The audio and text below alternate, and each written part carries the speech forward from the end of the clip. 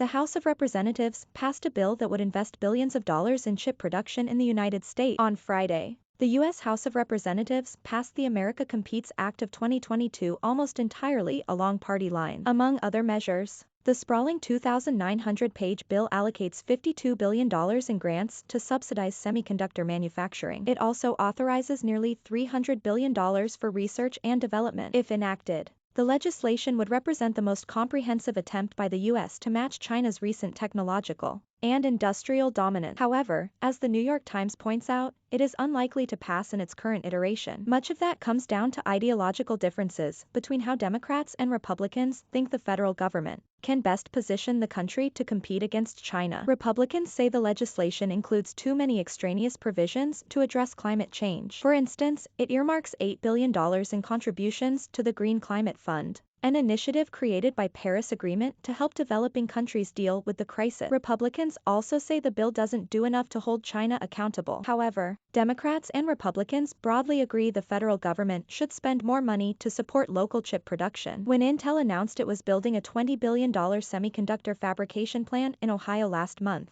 the company noted it could eventually invest as much as $100 billion in the facility over the next decade, if Congress approves additional support for the industry. According to a recent report from Bloomberg, President Biden sees the lack of domestic chip production as a security issue. Global chip shortages have also played a significant part in fueling inflation in recent months. With the bills passing, it's now up to the House and Senate to negotiate a compromise. The legislation must pass both chambers before President Biden can sign it into law. The president urged Congress to move quickly. "I look forward to the House and Senate quickly coming together to find a path forward and putting a bill on my desk as soon as possible for my signature," President Biden said in a statement. America can't afford to wait.